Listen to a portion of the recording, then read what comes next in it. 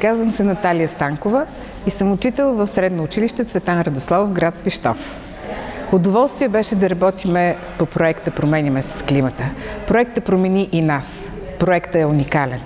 Децата разбраха какво можем да правиме със собствените си ръце. Приложихме креативност, приложихме иновативност. Децата знаят да пазят природата.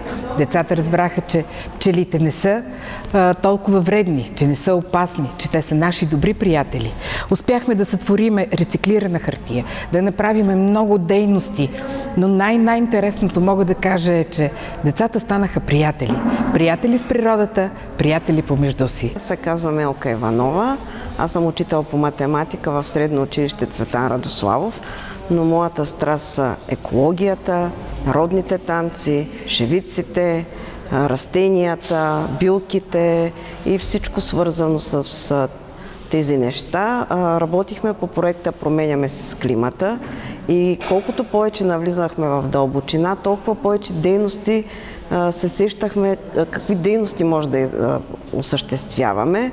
Една от дейностите беше свързана с използване и рециклиране на материали, като с помощта, например, на капачки сътворихме интересни табла, направихме шевици, предадохме капачки и пластмасови шишета, предадохме за рециклиране дрехи, хартия. Освен това, на вечерието на Еньов ден ние проведохме един празник за децата, за деца, учители и родители, като си спомнихме, че благодарение на пчелите ние имаме билков мед, благодарение на билките ние се лекуваме, ние изглеждаме добре, ние пием ароматен чай и сътворихме тук на местно ниво празника Еньов ден.